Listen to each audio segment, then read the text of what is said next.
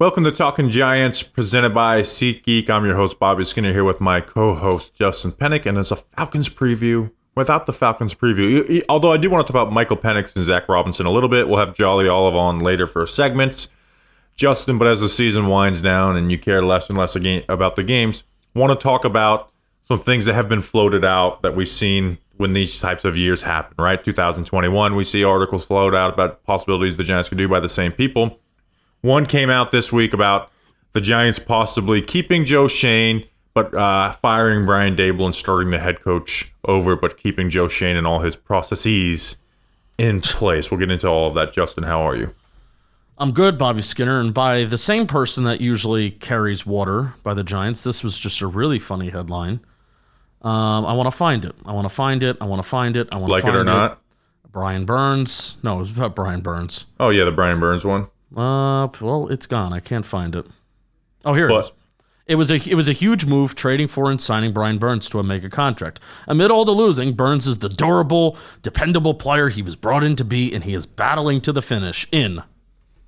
And this person decided not to finish the tweet. In. That's it. Yeah, I think it's one of those automatic article share things. In Post Sports Plus. There you go. Hi, Bobby Skinner. I'm doing well. The Giants are playing a football game this Sunday. I'm taking the day off on Friday, and then I don't have to go into New York City for a week because we have a little bit of a holiday break. We'll still be working, of course, but I'm looking forward to winding down for a little bit. I'm excited for the on-field gameplay because, Zach Robinson is somebody that I quietly have wanted to like, but the Falcons haven't been good. I'm next week's film review is going to be it's just going to be the Falcons offense. Oh, really? And then our good friend Michael Penix is going to be starting. But Justin, this episode was brought to you by some special people. We got Craig, just regular old Craig, not just the city of the world, Craig. Not just against the city, against the world, Craig. Steven, or Nevets, if you say that backwards. JL, as in just losing, just like the Giants. Richard Picocci, he's a pizza person. Bradley Parkinson, that's not Cody Parkinson, or Colby Parkinson, who Drew Lock threw a touchdown pass to on a little double fake screen seam to the tight end last year. Giants tried to run that, and Drew Lock took a sack. Josh Atwood, he's not in the wood, he's at the Wood brothers. Dan Wise, he's very wise. And Seymour Plains, which in about a week, you will see more planes. Justin, who are these special people? These wonderful people went to patreon.com/Talking Giants for $2 a month plus month cheers. You get to hang out with us while we record the shows on Wednesdays and Fridays. Bobby Skinner will send you some stickers in the mail, plus there's some shirt raffles, including the Plains shirt. And also, by the way, you can use code Justin20, and this will actually help me out a ton with the company. I have a special code. Bobby doesn't get a code. I have a special code, Justin20, where if you use that at checkout for anything in the store, it can be anything, Yankees, baseball, football, whatever, Justin20, get 20% off your whole order, which is pretty neat and pretty cool, and you'll be helping me out. So patreon.com/Talking Giants. Thank you to those people. And seriously, I want to give, without plugging something, I want to give a thank you to everybody that kind of listens to us, follows us, or really just people that kind of just have our backs, because this has been a cool week. It's been a good week. Business is booming, so to speak, but also it's not just views and numbers and stuff, but I started this because I wanted to foster a community of people, of like-minded people that root for something, that root for a football team, that are about something. And these are always the kinds of weeks where, Bobby and I, we're not really doing anything different. We're just talking about this team and we're doing what we do. But yet people have our backs and they're supporting us and they're riding with us just like they've been doing since day one. So I really appreciate that. This is kind of why I started this whole thing, for community, for kind of weeks like this. So I love it. Thank you. Thank you to everybody, because it's been an awesome week and it doesn't happen without you. Yep, appreciate the Talking Giants versus the World fam. But Justin, we got to talk about the New York Giants and big decisions that they're having. So the article that came out was from Paul Schwartz of the New York Post, cites that Joe Schoen and Brian Daboll, this was the most alarming thing about it, right? It's not just the idea that the Giants might be willing to move off of Brian Daboll while keeping Joe Schoen, but the dynamic in it is the article cites that Joe Schoen and Brian Daboll aren't having issues between one another, and they still work together well. But Schwartz said in his podcast as well that based on some reporting, a lot of thought in the building is Joe Schoen knows what he's doing. And that his sense right now is that Joe Schoen would stay and you'd have to make a decision on the head coach. And he doesn't think Joe Schoen would recommend getting rid of Brian Daboll. But if Mayor Tisch goes to Joe Schoen, says, look, we're going to keep you, but think we need to make a change of head coach, Schoen would say nice things about Daboll, but would ultimately say, if you think that's the way it is, then that's what we have to do. My gosh. Do we never learn from our mistakes? We call him Meddling Mara. He likes to meddle. It doesn't totally drive me crazy that Mara would make a strong recommendation demand like this, because that's what owners do for most part. What drives me nuts is this is the dude that doesn't learn from anything. Like this, you've done this twice and it's failed. Right? You've done this twice and failed, and then the argument is like, oh well, we like him, but we're like, you're gonna go against what his will is to do with the head coaching position. And we can go into all the parts that Joe Schoen, in my opinion, has been worse at his job than Brian Daboll. They want to argue that they are like if Joe Schoen's argument is that they are close and a QB away, citing one-score games and circumstances that led to those losses. Well, who is the one that has them close? Because it's not a great roster. You have the I watched the film bros and Rich Eisen saying guys are open. So who is scheming them open and needing the quarterback to deliver to those open guys? It's Brian Daboll. It's Brian Daboll. So there's a bunch of different things from this, Justin, but it's I just feel like it's driving me insane because we don't learn from anything. Like instead of cleaning house after 2015, they fired Tom Coughlin and changed nothing about how they do business and just moved McAdoo up a chair. End up having to clean house 2 years, or less than 2 years later, actually. They hired Gettleman and Shermer in 2018. Shermer has top 20 offenses with a plethora without a plethora of talent and huge O-line issues, mostly due to bad Gettleman investments like Nate Solder, Patrick Omame, Will Hernandez, trusting in Eric Flowers, but with no defensive talent, right? Best three players on the 2019 defense going into the year were Jabril Peppers, Dalvin Tomlinson, and Janoris Jenkins, two of which weren't at their best versions and one that was declining in Jenkins. So they fired the head coach who has the rookie QB throwing 2 touchdowns per game. They hired Joe Judge and do stupid shit like forcing Jason Garrett on him. And guess what? Everyone's gone 2 years later. Who would have thought that? So you're just, again, putting your, it's just crazy to me. It would be one thing if they really like Joe Schoen and they're like, what changes do you think we should make? And Joe Schoen was like, listen, Brian Daboll's not the guy for the job that I thought he was. But no matter how this ends up, and you can get lucky and have it end up working out, the owner telling the GM to fire a head coach that the GM doesn't want to fire and him doing it is terrible. That is terrible business. I think people are mischaracterizing John Mara in this whole thing.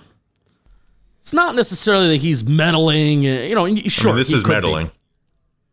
It's not like the Woody Johnson. Like, hey, okay, but we can't compare. It's like Daniel Jones isn't Tommy DeVito, but he's still really bad. Here's my point.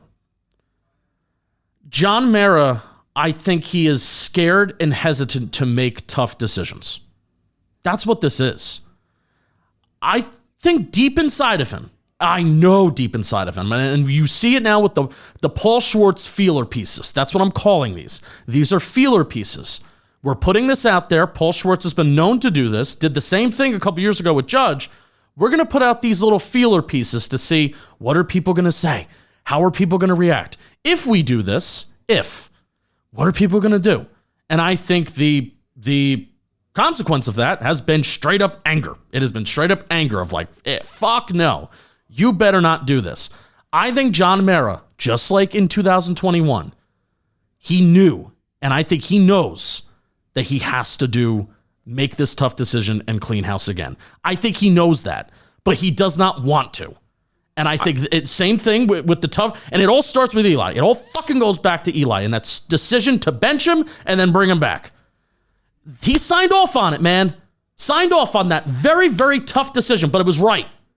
Tough decision. And then since that decision of quivering and going back, even though a lot of fans got upset, maybe rightfully so in the way that they did it, But ever since then, it has been wishy-washy. I'm going to be half pregnant because I'm scared. Scared is maybe a tough word. Hesitant, because he's so hesitant to make a harsh but correct move. And that has been the Giants since 2017. An owner that needs to make a tough decision, but is hesitant to do so. And is overswayed. Like, here's the thing, is like you say they're feeling it out to see how, like, in reality, an owner, like, you shouldn't listen to, like, you should believe in what you believe. You shouldn't listen to the fans at all, in reality. The issue is that one, Mara does, but also Mara's shown, like, he has not done a good job since those Super Bowls. He's done a terrible job. The Giants have been in an awful position, have been awful since then. So he's done a terrible job. He's been a terrible owner. Like, there's no two ways about it. But he also gives his opinion. This is his life. You know, he doesn't have any other businesses to go to. His nephew is the director of player personnel. Chris Mara is still in the building, even though he just shows up whenever he wants to. And you know, but he's part of GM and head coach searches. You know, he's one of 3 people in the room when they were hiring Joe Schoen, and one being Steve Tisch, who's, you know, not super involved, which is a good thing, honestly. Or that's the way an owner should be. But he doesn't like to make tough decisions, Justin. Also, he puts his thumb on the scale. So he has a hard time holding guys accountable for things that went bad that he was a part of. You know, if he was totally against, if he had no influence on the Daniel Jones stuff, then Shane would be out of here. If he didn't love Daniel Jones personally and, you know, view him as part of family and all that, he would have been out of here. But the way John Mara looks at it right now is like, I wanted them to keep Daniel Jones. They did. That was their own decision. They could have went against me. But I did want that. And I never let them get their own quarterback, and I would feel bad. So I feel bad firing them for things that I was involved in. And it's just that over and over again. But it's like, oh, but the fans are so angry. We got to fire somebody. You know, we got to make some type of move. So let's try and bring a new head coach in. You know, it's reactionary. Bring in a spark. So it's just, to me, you know, you bring in Shane and Daboll, a great GM search and a bit of a lackluster head coach search with only one offensive mind. Like, you know, now 3 years later, John Mara's thinking of getting involved to get rid of the head coach. Like, regardless of how you feel about Joe Schoen and Brian Daboll, everyone agrees it is a bad business to have one, to split them up, or to have John Mara recommending what Joe Schoen should do with the head coaching position. Forget about like what these guys deserve and merit. That's bad business. Now, is it impossible to make this work, Justin? No. Could Joe Schoen start drafting stud draft classes and hit on all his free agencies? Could he get a head coach who ends up being a stud? Absolutely. It's possible. The issue is that you're putting yourself in bad situations that you don't need to. You now have a GM who is firing a head coach he doesn't want to because of you. So what else will he do to concede to your wishes, which he have shown, you know, your terrible football instincts time after time. So now he's trusting your bad football instincts. John Mara has bad instincts when it comes to roster building. You have a history of GM spending recklessly when you put them in these situations because you've done it twice before. You certainly drop yourself and favorability for potential head coaches. Right? People talk about like, oh, if they fire these guys, people won't want to come here. And I do agree it doesn't make it the most lovely destination. But at the end of the day, these are NFL guys that want their shot at a GM and head coach. And if they see a clean, fresh slate, they'll take it. There may be a better option out there, but they'll take it. This is a better situation than the Bears, even though the Bears have more talent, because the Bears are sticking with Ryan Poles. But you know, it's a better situation than the Jets because they have Woody Johnson. Right. But the reality is nobody wants to join a hot seat GM who was forced to just fire his friend. So and here's the thing, if the GM hired the wrong coach the first time, when he hired him, he knew him extremely well too. It wasn't a brand new relationship. What makes you think he'll do a better job this time? Right? You're going to influence that head coaching hire. The same way you did with the Judge one, and you forced Jason Garrett on him. He only interviewed one offensive coach the last time, by the way. Again, it's possible it works. And we look back at this and laugh.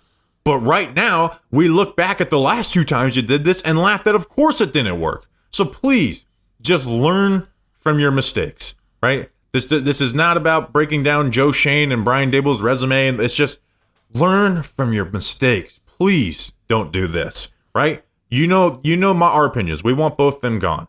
But we also, I think, would both agree that keeping both is a much better option than keeping Schoen and firing Daboll. Yes, I 100% agree. I 100% agree. Yeah. Which, hey, I hate to be like, I'd rather have that. I'd rather just do what I think is the right thing. But everyone agrees, right? It's whenever we do polls, and Jordan Renan did one, that is the one that fans think is the dumbest because it's some common sense, right? And again, you shouldn't be doing anything based off of what the fans are doing, but it's just you've shown to just kind of be a fan too and have bad football instincts.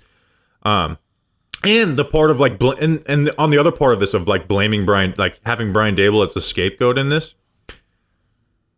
The other part of this now is Joe Schoen adds failed head coach to his already lackluster resume. So you're going to sit there and sell us on being not far off, but all you need to do is hire a brand new coaching staff and a franchise QB. Oh, by the way, the rest of the roster isn't very good, despite the fact that you like your rookie class. So if they're telling us that not far off, but we need a new coaching staff, a franchise quarterback, and also to improve a bunch of the spots on the roster, it sounds to me like you're further off than anyone in the league. And also, guess what? Your record shows it, that you are just as far off as anybody in the league. The only thing that might have you closer than other teams in the league, Justin, the only thing is that you're probably going to get a top 2 pick and get a chance at a franchise quarterback, which if you get that guy and he's that guy, it does change anything. But that has nothing to do with 3 years of roster building. Yeah, man. I'm not denying that it's a tough decision to clean house. It is.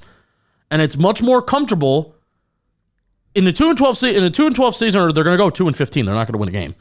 In a 2-15 season, John Mayer's like, well, I need to make a change because we can't just go into this and do it again. That's his thought process. And it's uncomfortable and it's very difficult. It's easy for us as podcasters. We have a microphone in front of us. Say, fire everyone. Get everyone out. And then, think of the overhaul that the Giants building went under. And it even took a couple years to get people out and bring people in. The shit's tough. And I'm not denying that it's a very difficult and uncomfortable decision that impacts a lot of people and a lot of lives and a lot of families. And at the end of the day, John Mayer brought in shiny computers and have a different draft board and stuff like that. But my overall point is I'm trying to humanize this for a second. I'm not denying to John Mayer that this is a difficult decision, but it's a decision that you need to make as an owner of a team that continues to lose and does not hold people accountable for terrible, horrible losses and for terrible, horrible seasons. There are no consequences for it. Or the consequences come 2-3 years late. Yeah. Don't let this be a decision that comes like, oh, maybe this is a decision to fire Joe Schoen in January of 2026. Don't let that be 12 months too late. Or be a man and keep both. Instead of cowering. I believe in these guys. Right? Like, Justin, do we want him to agree with our opinion as fans of the team and fire both? Yes. But be a man. If you believe in Joe Schoen, Joe Schoen is telling you ahead and be like, here you go. Now let's start over. Start over. No more half measures. If John Mayer believes in Joe Schoen, right? Because this is the chain of command. If John Mayer, hey, I believe in Joe Schoen, I want to give him a shot. And Joe Schoen is the one who's telling you, I also believe in Brian Daboll, and I think this is the guy that we can ride it out with. And you know what? This also is so crazy where we've talked about as the years have gone on, oh man, these guys collaborate. I don't think fucking Dave Gettleman and Joe Judge were FaceTiming each other when Brian Daboll's in a pool smoking a cigar on vacation. I don't think they're FaceTiming each other. Hey, bud, how you doing? I think they hated each other's guts. Oh, no, Justin, but here's the thing. The coach that John Mayer influences Joe Schoen to hire, they're going to get together great. It definitely will not be another repeat of Dave Gettleman, Joe Judge. It definitely won't be. They'll definitely have the same collaboration. John Mayer definitely won't overcorrect and just be like, you know what? Like, again, the process of bringing in Schoen and Daboll wasn't bad, right? It just hasn't worked out. It's as simple as that. And if you think they're going to turn it around, then keep them.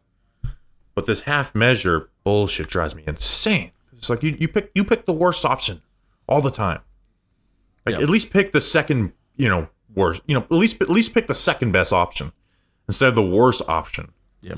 And if this were a head coach and GM duo similar to a Shermer and Gettleman, where it's like, I don't know how well you're working together with each other, and clearly you're drafting guys that isn't kind of suited for this coaching staff, and I think that's bad practice too, to solely draft for a certain coach or a certain scheme. You got to just bring in good players, right? That. But especially early on. But let me ask you this: Brian Daboll was the one who was pushing really hard for Malik Neighbors for pick 6. When it really comes down to it, Bobby, who do you think Joe Schoen maybe wanted a little bit more? Do you think he maybe wanted a guy like Rome a little bit more at 6? Or do you think Brian Daboll was the one to kind of push it over that I can handle Malik Neighbors, I can handle some of the baggage that comes with them, and I can handle him? What do you think? Like, that's one example. It's tough for me to say without actually knowing. I know we saw some Hard Knock stuff of like Schoen worrying about Neighbors' character a little bit. And I think there's some scouts in there that probably recommended being, Odunze because of that. But I can't say for sure. But that's an example of like, that's a GM and a head coach. Head coach is like, hey, I kind of have a good feel for this guy. And Joe Schoen kind of did it. Joe Schoen's like, all right, I'll give you this guy to work with. And we really haven't seen that from previous GMs and head coaches being that in sync with each other.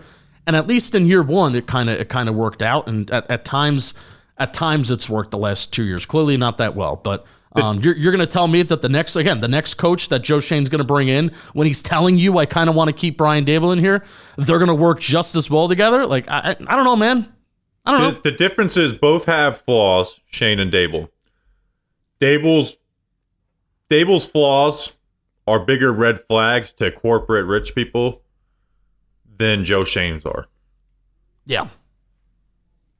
And Joe Schoen gets their ear all the time. I can't believe that people. And guess who Joe Schoen gets to hangs out with all the time? Yeah, and John Mayer's nephew. Tim McDonald. They're very close, apparently. They're like very, very close. Yeah, who wouldn't try and get very close with him? Remember, what's the fucking director of scouting that they fired? Chris Pettit. Yeah, where it's like he may save his job because he's gotten really close with Tim. Everyone, who wants to get close with Tim McDonald and why they don't say anything? It's because that's the ear of the owner. It's like supposedly the heir apparent.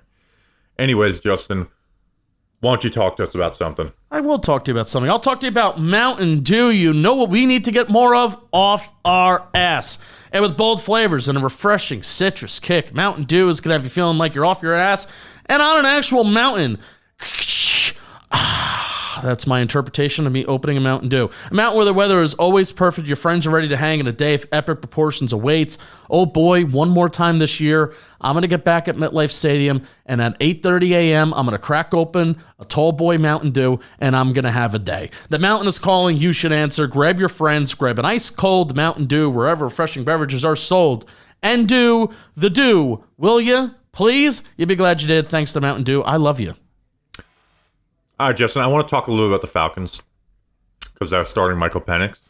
Yeah. And I want to do this part. What do you think about this? If Michael Penix balls out, it'll be a really bad look for Joe Schoen. What do you think about that? I disagree with that.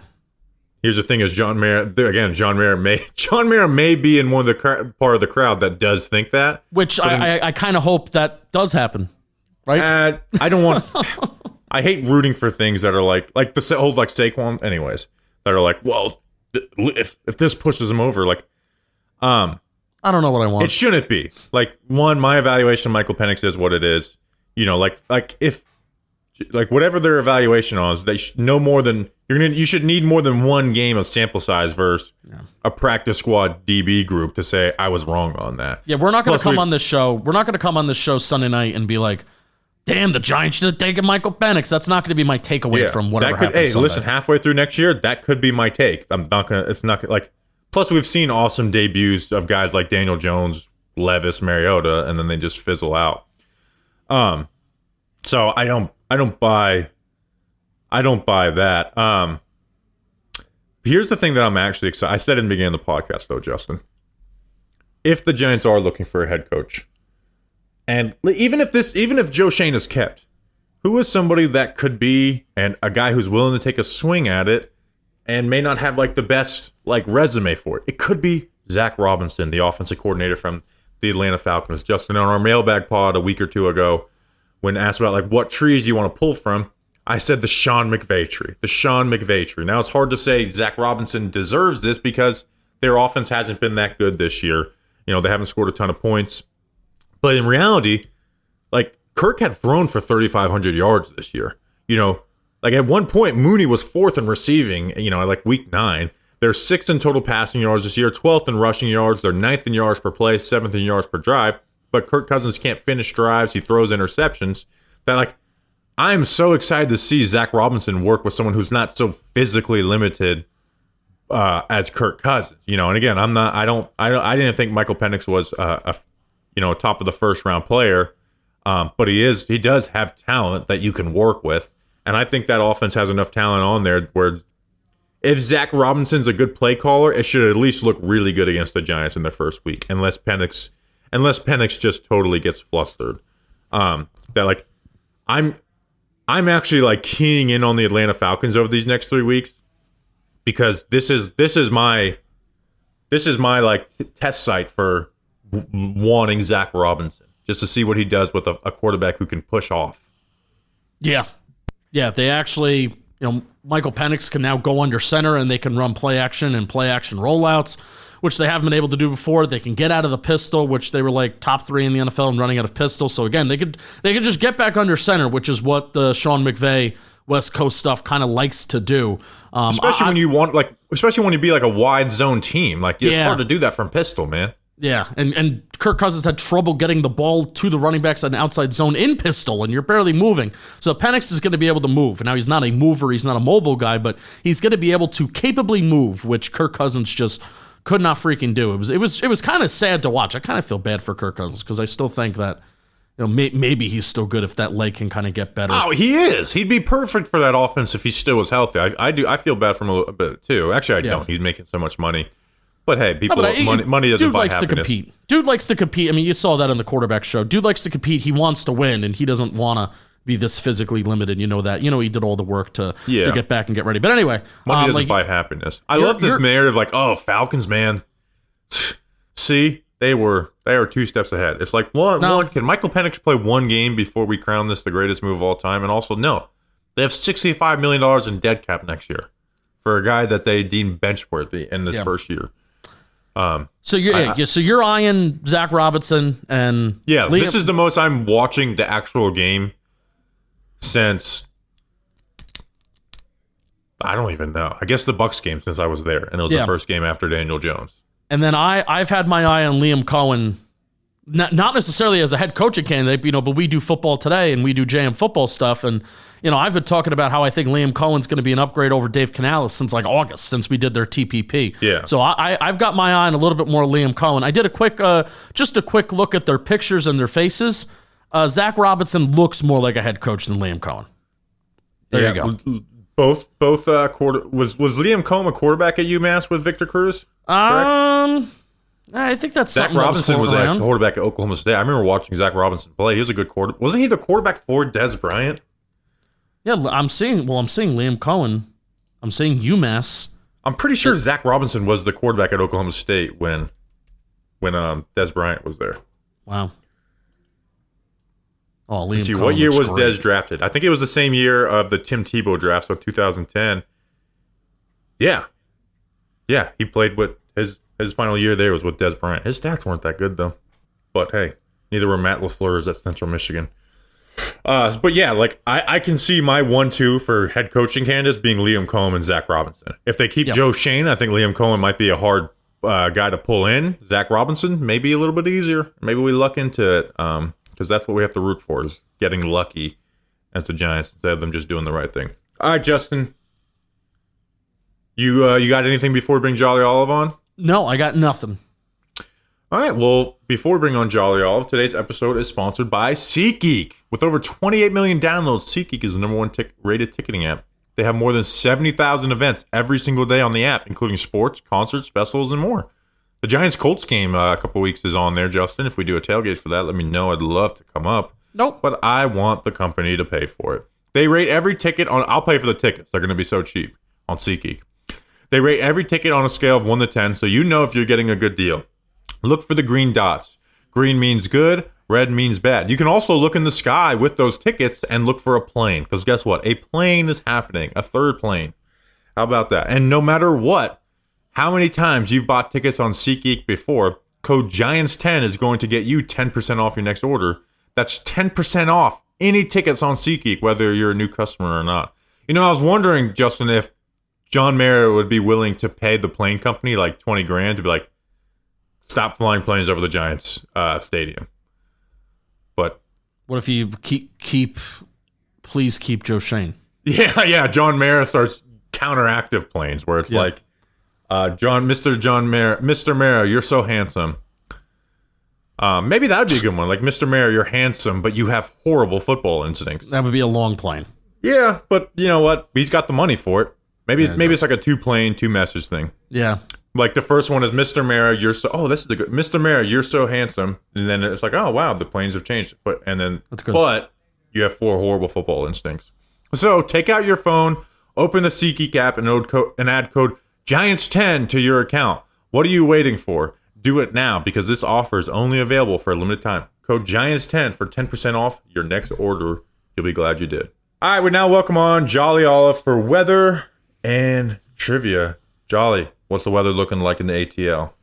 The weather's looking pretty good down in Georgia this weekend. Sunny skies, mid-40s weather, no real wind, so the Giants don't have to worry about that for another week. And probably no chance of rain there.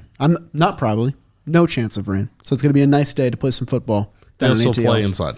Well, yeah, but last time I referenced a dome, you guys said, I want the weather no matter what. So I gave you the weather no matter what. So good on Jolly from learning from his mistakes, unlike Mr. Mara. Or anybody that works for the Giants. All right, so we got good weather in Atlanta. Hopefully good enough weather for someone to fly a plane over a dome stadium. That'd be very funny. What do we have for trivia this week? Trivia. It's coming down to the wire. Bobby has 25 points. Justin Penik has 21 points. The winner of trivia at the end of the season will get a Giants jersey of their choosing, courtesy of me. Here is your trivia question. The Giants have lost 4 of their last 5 matchups against the Falcons. Boo. They haven't gone to Atlanta and won a game on the road since 2007. So today we're going to talk about that matchup. In 2007, the Falcons went 4-12, which got them the number 3 pick, which got them QB Matt Ryan. Fun history lesson there. The QB that came before Matt Ryan was Joey Harrington in his lone season with Atlanta. I'm dropping that fact because... it was really Giants, Michael Vick, but yeah. So in that game where the Giants won 31-10 in 2007, they sacked Joey Harrington 5 times. So I want you guys to name me the 5 Giants that recorded at least half a sack in that game. So 2007, 5 guys had half a sack. All right, and we don't lose points if we get no wrong, losing right? points. 5 points available. You send me as many names as you please. 5 being the maximum. So actually, no, not as many names as you please. I lied. All right, I'm gonna go chalk with this. All right, I just sent you 5, Jolly. Big. I have 4. Give me 1 second. Okay, you're allowed. You're more than allowed. You got 10 seconds. Jolly, was one of them end up being an Atlanta Falcon? I can check that for you. I mean, from the video yesterday. The one you're thinking of, no, but... Oh, can I change my answer? No. You just gave Justin an answer. That's bullshit, Jolly. No, he already sent me his answers. Yeah, so. I did. And okay, then what are they, Jolly? What are we waiting for? Well, excuse me. Can I flex something I know for a fact happened because I remember this play? Sure. I know Fred Robbins had a sack in this game. Fred Robbins did have a sack in this game, which was one of your names. So you do get a point there. I'm going to read the rest of your names. You both wrote O.C. Umenyiora. Oh, my God. I remember that sack, too, now that Justin said it. That was a night game, right? Yeah. O.C. did not have a sack in this game, so you will not get a point for that. I'm going to keep going on here. You both wrote I can't believe you didn't ask about Eli's first start and who threw the pass. Bobby, this is crazy, man. I'm trying to give you the answers. All right, what's the answers? Thank you. You both wrote OC. You both don't get a point for that. He didn't have a sack in this game. You both wrote Barry Cofield. He did not have a sack. You won't get a point for that either. Penik proceeded to write Michael Strahan and Antonio Pierce. They both recorded a sack in this game, so Penik finishes with 3 points. Over to Bobby, who included Justin Tuck in his answer. That is a correct answer as well. Bobby had Justin Tuck, Michael Strahan.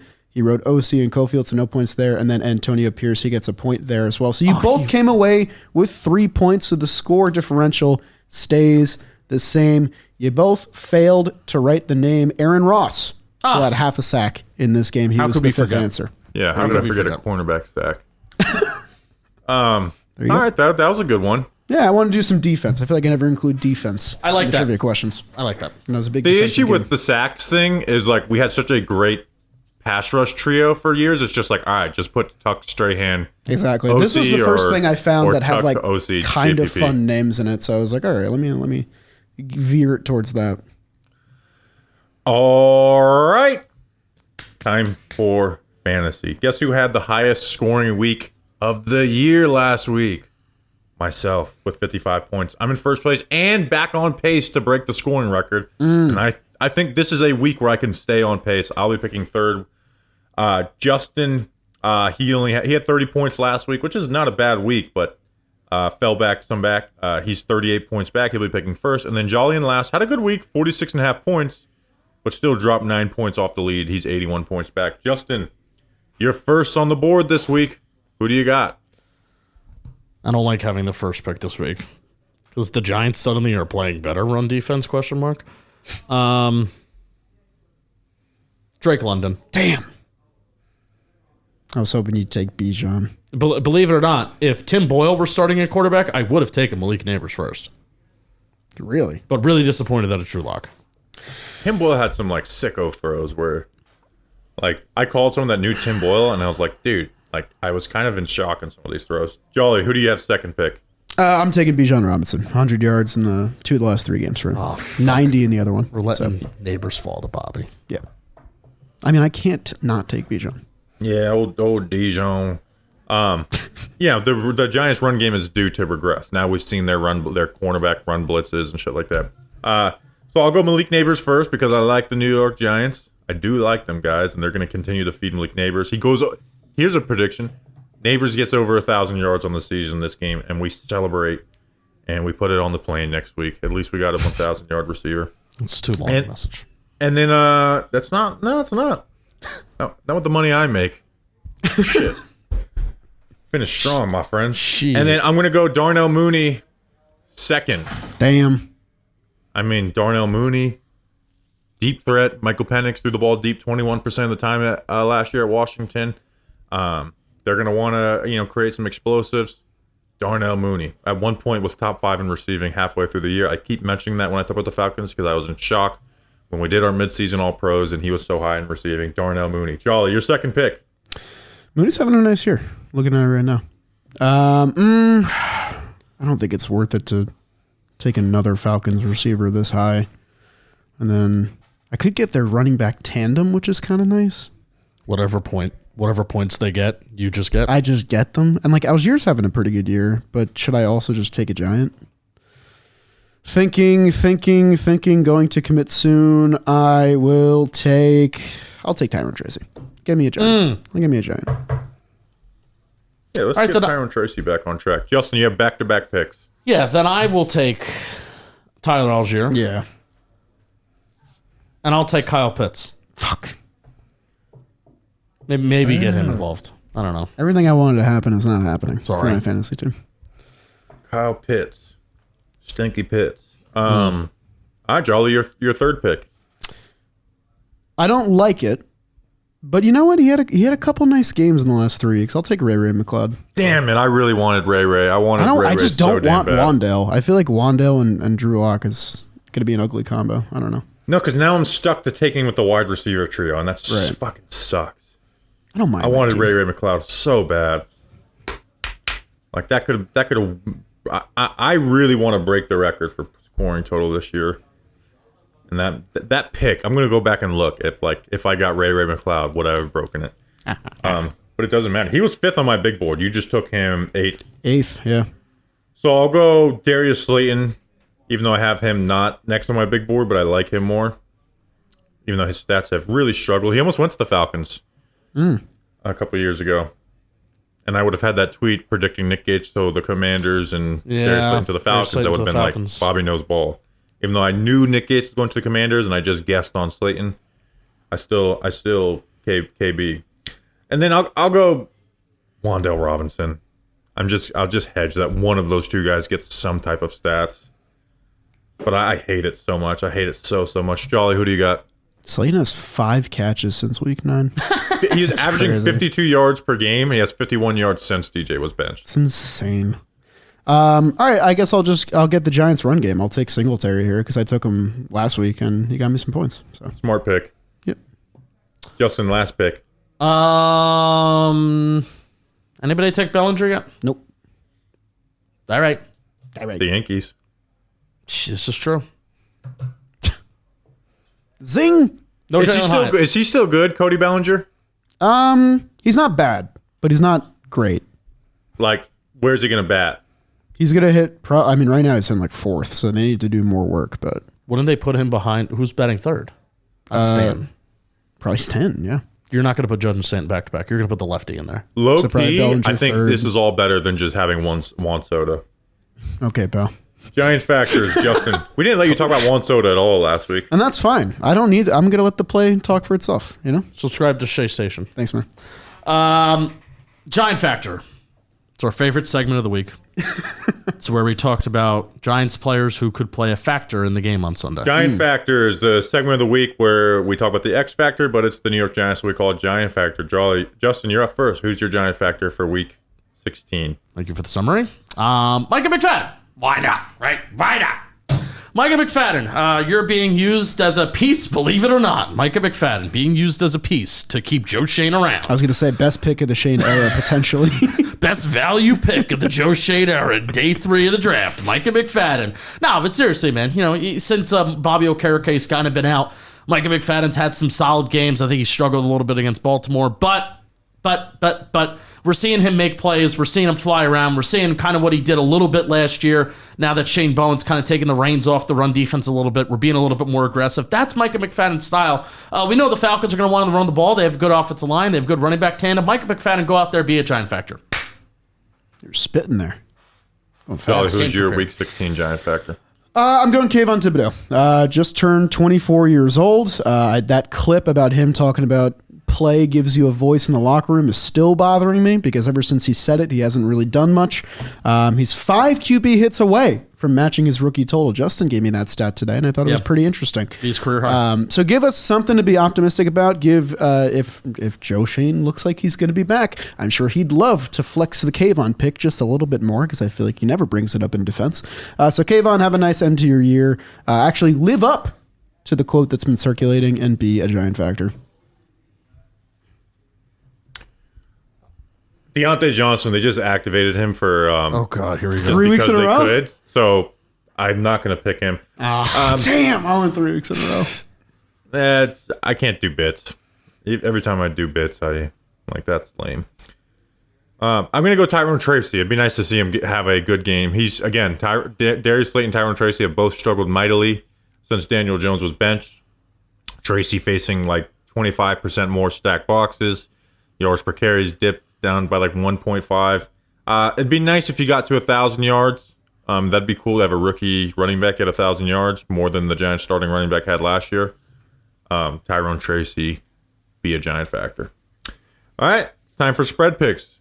Jolly, who are spread picks brought to us by? They are brought to us by Captain Morgan, the official spiced rum of the NFL. The NFL season is where legends are born on and off the field. Some are last-second plays that turn the tide and change a team's destiny, while others are friends who follow the captain within them to make a regular get-together into the stuff of legends. So grab your crew, grab a captain and cola, and make it a story to remember, because legends start when you follow the captain. Visit followthecaptain.com for more. Please drink responsibly. Captain Morgan Original Spiced Rum, 35% alcohol by volume. Captain Morgan Rum Company, New York, NY. You'll be glad you did. You'll be glad you did. Spread picks. Jolly, I think you may have wrapped it up. I know there's 3 weeks left. A lot can change. But Jolly went 7-1 last week. He's in first place at 67-52.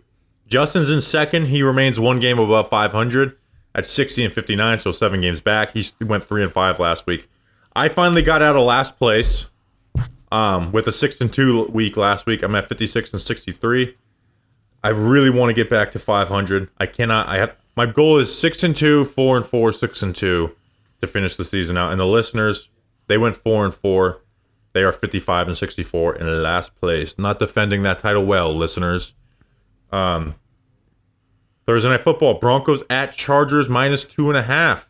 The Chargers, represented by Daniel Featherson, are going Broncos +2.5. The Chargers, my Chargers love has come back to bite me quite a bit over the last few weeks, but I'm going to believe for one more week that they can hold Bo Nix in check. I'm going to go Chargers -2.5. Justin, who do you got? I'm going to pick solely based on fantasy matchups because I'm in the fantasy playoffs this week in one of my leagues. So I am starting the Broncos defense. Give me the Broncos.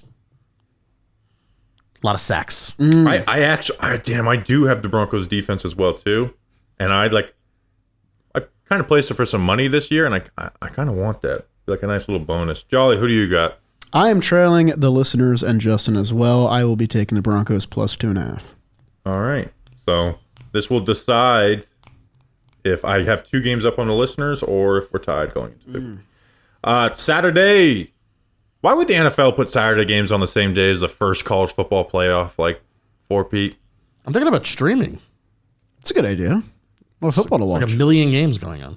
I think the reason why they're doing it is because they're so greedy that they have to put football on Xmas on Wednesday. So they have to put these games on Saturday so they have enough breaks. So it's like a regular. How far away are we from a game every day of the week? How far away do you think we are? We're not going to get every day of the week. They can't. Why can't they? Dude, but if they can, they will. They will. Yeah, that's the thing. I mean, like they have no now. Moral. It is all about like there's no, and I guess God bless them, but like the NFL, if there's any league that just all they care about is the money, it's the NFL. We're veering towards 20 leagues, game seasons too, I think. Yeah, they're going to add another game too. I think they're going to add another game like every 2 years until we get to 20. See, guys, you see the rate at which guys are getting hurt right now? It's crazy. Texans at Chiefs -3.5 in this game. What do you got, Justin? I am facing the Chiefs defense, so that would make me. I should go Texans, but I just don't believe in the Texans offense. Give me Chiefs -3.5. Yeah, I agree with you, but the Chiefs win every game by 1 score, so I'm going to go Texans +3.5. Jolly. Okay. Yeah, I kind of had that line of thinking too. I feel like the Chiefs just keep scraping by. I still can't believe they're 13-1. I'll go Texans to keep it close. Listeners agree. Steelers at Ravens -6.5. Listeners are going Ravens. Jolly, what do you got in this one? It's a bigger spread than I thought it'd be. It's huge, if I'm being honest. for this matchup. I'm going to go Steelers here. I'm going to go. Come on. Steelers for me. Steelers. Justin, what do you got?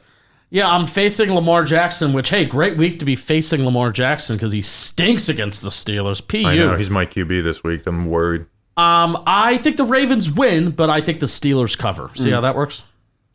Yeah, we just did football today, and it's like alarming how bad Lamar is versus Steelers. So I have Lamar and Henry. They've led me this year. I need them to do good, but I'm going to go Steelers in this one. Big spread. Eagles at Commanders +3.5. Justin, what do you got? Eagles. Are you going to be rooting for them in the playoffs, Justin? Jolly, what do you got? Every time I look at the win streak column grow for the Eagles every week, I just can't believe it. They're on a 10-game heater now, and I think they're going to keep it going. Give me the Eagles. How about that? It'd be great if they lost their first playoff game. Listeners are going Eagles. I'm going Eagles as well. Yeah. Vikings at Seahawks +3. I just don't like the Seahawks anymore. I'm going to go Vikings -3. Listeners agree. Justin, do you agree? I'm going Vikings. I don't have any fantasy. Oh, I'm going up against Justin Jefferson. Hope he has a big game. Jolly? I don't know why. I just have a gut feeling that the Vikings on this 7-game win streak where they've conquered a lot of teams I thought they'd lose to, I feel like my gut feeling is that they'll lose this game for some reason. Gino's got him. So I'll go Seahawks. Seahawks to win. How about that? And cover. 49ers at Dolphins -1. I hate Tua. Let me rephrase that. I just don't trust Tua against a team that has good talent. 49ers +1. Listeners are going Dolphins -1. Jolly. 49ers +1 for me. I picked Tyreek Hill with the 3rd overall pick of the fantasy draft this year. Good. Can you How stop many talking leagues about are the you fantasy in? league? You got like so many implications in these games. No, I have. I was the last team out. And I'm talking about my home league Whatever. that I have a good team. Whatever. Picked him with the 3rd pick. I don't care about your own Okay. league. I don't care. He just started the show up 2 weeks prior to last week.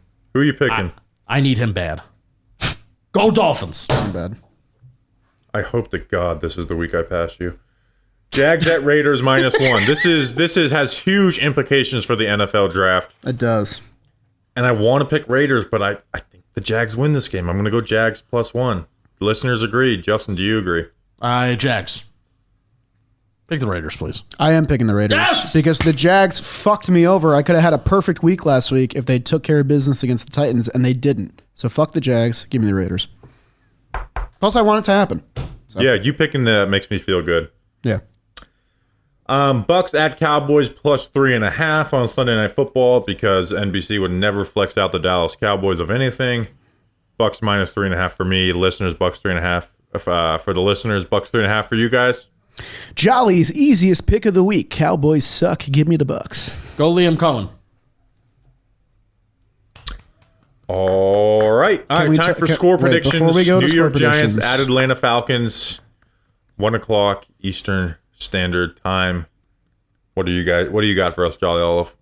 I just want to say I didn't get a chance to brag about it. I was the only person here to pick the Bills going into Detroit and beat the Lions. So Congratulations, just want to brag about it for a second. Okay. And that's it. What's your final score? Final score prediction. The Falcons. No one listens to this part of the show, so no one heard Stop. that. It's not true.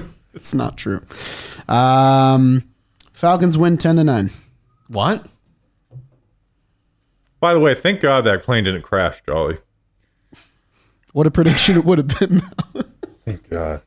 Guys, unbelievable. Justin, what's your score prediction for this game? I mean, I think you would have made the news. you guys bought the plane, right? That's what people in the building are saying. Falcons 28. Giants 13. I wish you said 3. Nope. 28-3. I think they score 1 touchdown. I'm saying the reference of it. No. Okay. On Sunday, we're all Falcons. Falcons 77, Giants 0. We'll see you on Monday. Until then, let's go Big Blue.